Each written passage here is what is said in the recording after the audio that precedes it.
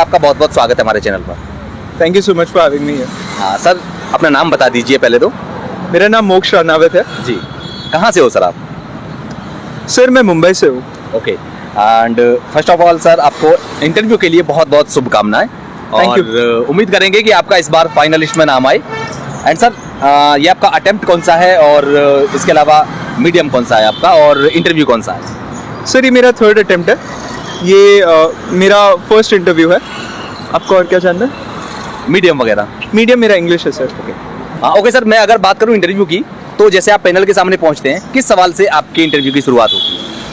First तो आप greet करते हैं, गुड आफ्टरनून। जी बाकी द पैनल मेंबर आपको ऑलरेडी जानते हैं। जी। सो आपको वो बताएंगे कि ओके आप बॉम्बे से है, आपकी ये हॉबी है। सो आपको अच्छे से जानते हैं तो वो सीधा अपने क्वेश्चंस पूछना चालू करते हैं और आप उनका आंसर दीजिए। ओके, तो ओवरऑल मैं कहूँ इंटरव्यू किस पोर्शन से ज़्यादा रहा? डेफ पर, हॉबीज़ पर, ऑप्शनल सब्जेक्ट पर या फिर कोई और आपके जो है एजुकेशनल बैकग्राउंड वगैरह से कहाँ से ज़्यादा रहा? एक्चुअली मेरा ऑप्शनल सब्जेक्ट, मेरा ग्रेजुएशन, मेरा बैकग्राउंड, मेरा करियर सब लॉ में ही है। अच्छा। सो मुझे क्वेश्चंस तो लॉ से आने थे और मेरी एक हॉबी है स्टॉक मार्केट एनालिसिस। ओके। तो मुझे स्टॉक मार्केट्स की काफ़ी रुचि है, तो मुझे उधर से भी काफ़ी क्वेश्चंस पूछे गए। तो क्या एक्सपेक्ट कर रहे थे कि यहाँ से इस पोर्शन से सवाल आएंगे, वैसा ही यहाँ पर मिला देखने को? एक्चुअली मैंने ऐसे सोचा नहीं। मैं सच्ची में मेरी हॉबी को बहुत दिल से चाहता हूँ। तो मुझे जब वो क्वेश्चन पूछे गए, मेरे आंसर्स बहुत रियलिस्टिक थे, बहुत वो थे जो मैं हमेशा से रखता हूँ। लॉ भी मैं हमेशा से फॉलो करता हूँ, तो उस पर एक लॉयर की सबसे अच्छी बात ये होती है कि उनका हर चीज़ पे एक पक्ष होता ही है।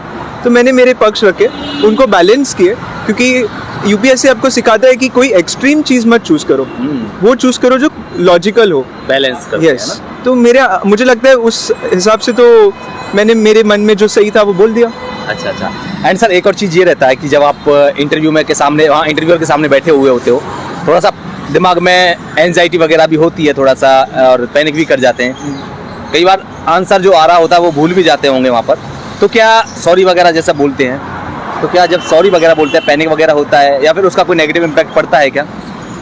मुझे लगता है कि जब आपको कोई क्वेश्चन नहीं आता, आप बहुत प्यार से बोलो कि आपको नहीं आता, क्योंकि वहाँ पे झूठ बोलने की कोई ज़रूरत नहीं है। और दूसरी बात रही, आप अपोलोजाइज करो, उससे अच्छा मैं बोलता हूँ कि सर ये मेरी अंडरस्टैंडिंग है कि शायद इतना है, तो आप उनको बस बोल दो कि ये आपको लगता है।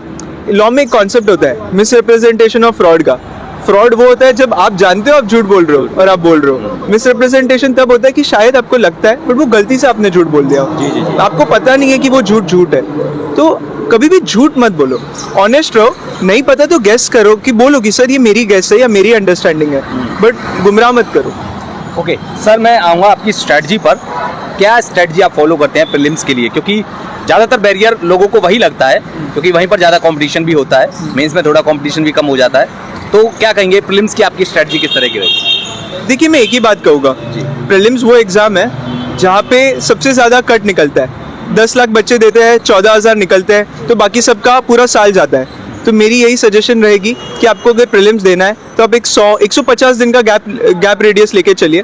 150 दिन में 100 दिन आपको टेस्ट देना है। अगर आपका निकलना है ना, तो वो 100 दिन की टेस्ट के अंदर ना आपकी इतनी प्रैक्टिस हो जाएगी कि आप वहाँ जाके देके क्लियर कर दोगे। नहीं होगी ना, तो एटलीस्ट आपका पूरा साल वेस्ट नहीं होगा, क्योंकि आपका गोल बहुत अच्छा है सिविल सर्वेंट बनने का, बट आपको उसके साथ ये भी समझना पड़ेगा कि जीवन बहुत बड़ा है और हमारा गोल सिविल सर्वेंट बनना नहीं है, हमारा गोल है पब्लिक सर्विस। अगर आपको पब्लिक सर्विस करनी है तो आप सिविल सर्वेंट बन के कर सकते हैं, एक अच्छे लॉयर बन के कर सकते हैं, आप एक बिजनेस खोल के 4 लोगों को एम्प्लॉयमेंट दे के भी कर सकते हैं। तो आप कोशिश कीजिए कि आप वो करें जो बेस्ट हो। ये अच्छा रास्ता है, बट इसमें प्रीलिम्स की पढ़ाई के लिए भी ना आप एक टाइम लिमिट रखिए, अपने 100 टेस्ट दीजिए, अपने ऊपर भरोसा रखिए और जाके पेपर दे के आइए। क्योंकि एंड ऑफ द डे ना, अगर आपका निकलना होगा तो वो 10 बोलते ना, आप 15 दिन की प्रिपरेशन में भी निकल जाएगा, और नहीं निकलना होगा ना तो साल भी कम है। जी जी बिल्कुल एग्जैक्टली सर। सर क्या लगता है आपको कि प्रीलिम्स को क्रैक करने के लिए कौन कौन सी मेजर 3-4 चीज़, किन किन बातों का ध्यान रखना चाहिए स्टूडेंट को? मेरे हिसाब से सबसे पहले तो कम सोचो। आपको पता है आपको 100 पेपर देना है, आपने एक बार स्ट्रैटेजी बना ली कि ओके ये मेरे इतने सेक्शनल है, मुझे इतने 100 पेपर देना है, तो शांति से 100 दिन पेपर दो। रोज सुबह उठ के ये मत सोचो कि रात को मैंने ऐसा क्यों परफॉर्म किया, मेरी परफॉर्मेंस खराब क्यों थी, क्योंकि आप रियलाइज नहीं कर रहे हो, बट आप रोज 100 क्वेश्चन सीख रहे हो। तो 100 into 100 करोगे तो आपने एटलीस्ट 10,000 क्वेश्चन की तो प्रैक्टिस कर ली। अब निकलना होगा तो निकलेगा, बट आपको थोड़ा कॉन्फिडेंस रखना पड़ेगा और पैनिक मत करो। प्रीलिम्स के दिन मत करो, उसके बाद मत करो। नहीं निकला तो दुनिया बहुत बड़ी है, कुछ और करना। अपने आप पे भरोसा रखो, बाकी ज़्यादा सोचो मत। सर बहुत सारे बच्चे जो सेल्फ स्टडी करते हैं वो एक्चुअली में अपने आप को एनालाइज नहीं कर पाते हैं कि हम जो तैयारी करी है हमने, या हमने कोई मॉक दिया है या कुछ जो भी आंसर वगैरह लिए, तो उसको किस तरह से एनालाइज करें? क्या डेली बेसिस पर या फिर एक लंबी मतलब 10-15-20 दिन तैयारी करने के बाद और वो सारी चीज़ों वो क्या कहते हैं क्वेश्चन वगैरह लिखने के बाद तब एनालाइज करें, या डेली बेसिस पर अपनी परफॉर्मेंस को? मुझे लगता है कि आपको एनालिसिस ही कम करना चाहिए। जब आपको पता है कि आपको 100 दिन लगेंगे सीखने को, समझने को, तो आप 100 दिन तक अपने आप पर विश्वास करो। 101वें दिन देखो कि आपका परफॉर्मेंस कहाँ पहुँचा है। और क्या होता है ना, बहुत दिन जाते हैं ये समझने कि मेरा सेल्फ एनालिसिस खराब है, अच्छा है। आप 4 लोगों को पूछोगे, उन्हें नहीं पता आप किस चीज़ से गुजर रहे हो या आप क्या कर रहे हो। तो अपने पे यकीन रखो, और एंड ऑफ द डे ना, हम अगर शांति से 15 मिनट बैठ के सोचे ना, तो हमें हमारी असलियत सबसे अच्छे से पता होती है। तो यकीन रखो ना। और आपको अगर लग रहा है कि चलो मैं कहीं शॉर्ट पढ़ रहा हूँ, तो सीधा वो क्वेश्चन एक बार पेन पेपर लेके लिखो, और जिसको ज्ञान है उसको पूछ लो, आंसर मिल जाएगा, खत्म हो गई स्टोरी। ज़्यादा सोचने की क्या ज़रूरत है? सर एक और चीज़, मॉक टेस्ट, जैसे मान लो कोई एक टॉपिक पढ़ा हमने, तो क्या उसके बेसिस पर मॉक टेस्ट सेक्शनल बेस जो होते हैं वो लगाने चाहिए, या फिर फुल लेंथ टेस्ट वगैरह एक पूरी सब्जेक्ट को पढ़ने के बाद या पूरा वो करने के बाद तब लगाने चाहिए? मुझे लगता है कि आप जनवरी से मार्च के महीने तक सेक्शनल्स दे रहे हैं, अब शांति से सारे सेक्शनल्स दीजिए, कोई जजमेंट नहीं। आप ज्ञान पहले बटोरिए। फिर मार्च के बाद जब आप फुल लेंथ टेस्ट दे रहे हैं, तब उनको ध्यान से सोचिए कि अच्छा मैंने गलत किया तो कहाँ किया, सही किया तो कहाँ सही किया। आपको वो बेटर अंडरस्टैंडिंग पड़ेगी। मार्च के बाद सोचना चालू कीजिए, अभी से है ना हर सेक्शनल देके सोचने की कोई ज़रूरत नहीं। Exactly sir. एक और चीज़ सर, एनसीईआरटीज़ वगैरह को कितना पढ़ना चाहिए, कितनी बार रिवीजन करना चाहिए, कि मतलब एक ये होता है कि बेसिक वगैरह क्लियर हो जाए, या फिर एनसीईआरटीज़ को ही अपना बेस बना करके उन्हीं पर डिपेंड होना चाहिए, क्या करना है? देखिए, मेरा मानना है कि एनसीईआरटी हो या कोई कोचिंग हो या कोई भी मटेरियल हो, आप एक बार शांति से बैठिए, 4 लोगों से पूछिए, गूगल पे जाइए, ऑनलाइन जाइए। आज इतने सोर्स है, कोचिंग वालों के सोर्स मटेरियल देख लीजिए। मैं तो आपको सच्ची कहूँ, एक बार आइए दिल्ली, करोल बाग मेट्रो स्टेशन जाइए, वहाँ पे बहुत दुकान है, उनके पास दुनिया भर की किताबें हैं। जाके देखिए क्या अच्छा लग रहा है आपको अच्छी अंडरस्टैंडिंग आ जाएगी कि मार्केट में क्या अच्छा है। वो एक बुक पकड़िए, ज़्यादा मत पकड़िए, अच्छे से पढ़िए, ख़त्म कीजिए। एक बार पोर्शन आपका हो गया, आपको टेस्ट देते रहना है, आपको कभी सारा ज्ञान नहीं आएगा। आप एक दिन उठोगे, 100 क्वेश्चन दोगे, अगली सुबह पता चलेगा 100 नए क्वेश्चन है। तो खुद को एजुकेशन से ज़्यादा खुद को अनसर्टेनिटी के अगेंस्ट प्रिपेयर कीजिए। सर आज के टाइम में एक मार्केट में कोचिंग का एक बड़ा ही अलग ही वो बना हुआ है माहौल। क्या सेल्फ स्टडी करके किया जा सकता है या कोचिंग लेना ज़रूरी होता है? देखिए, मैं इस बात पे कमेंट नहीं करूँगा, 2 कारणों से।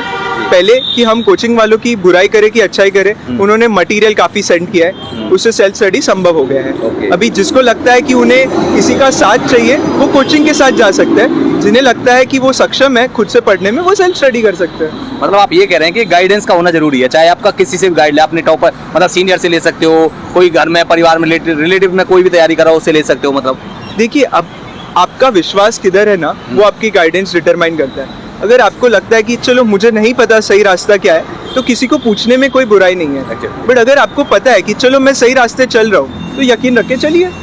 ओके सर, लास्ट में आंसर राइटिंग की क्या अप्रोच होनी चाहिए?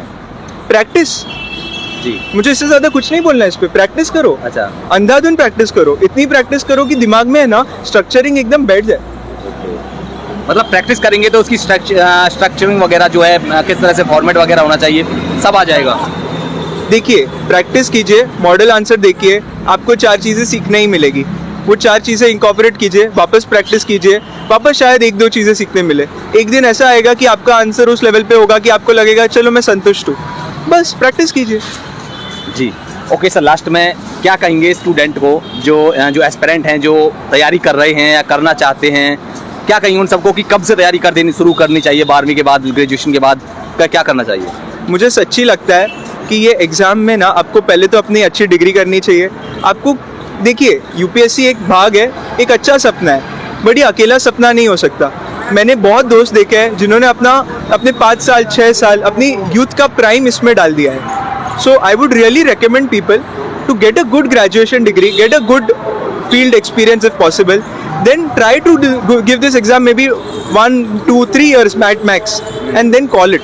Because, and if you still feel committed to it, sure, go ahead, but have a backup. Because what happens is, आप आते हो, आप कुछ साल रहते हो, फिर आप डर जाते हो, फिर आप निकल नहीं पाते हो, और फिर आप सैड हो जाते हो क्योंकि अब मैं करूँ क्या. तो उससे अच्छा ग्रेजुएशन करो, अच्छा लाइफ जियो. यहाँ पे यूपीएससी के इंटरव्यू में भी ना वो आपकी पर्सनालिटी देख रहे हैं. तो आप ये बात हमेशा याद रखो कि क्या मैं अच्छी पर्सनालिटी हूँ, क्या मैं एक अच्छा इंसान हूँ, क्या मैंने कुछ 4 चीज़ें सीखी है, क्या मैं ये सर्विस में आके इस सर्विस का भला कर पाऊँगा, या मैं यहाँ पे सिर्फ अपना नाम ऊंचा करने आया हूँ. क्योंकि नाम देखो, आप 4 दिन लोग आपके लिए तालियां बजाएंगे फिर चले जाएंगे. काम आपको करना है पूरे जीवन. तो थोड़ा केपेबल बन के आओगे तो आपको भी मज़ा आएगा. Okay sir, thank you so much, आपने टाइम दिया. बहुत बहुत शुभकामनाएं आपको और उम्मीद करेंगे आपका फाइनलिस्ट में नाम आए. Thank you so much. धन्यवाद सर. Thank you sir.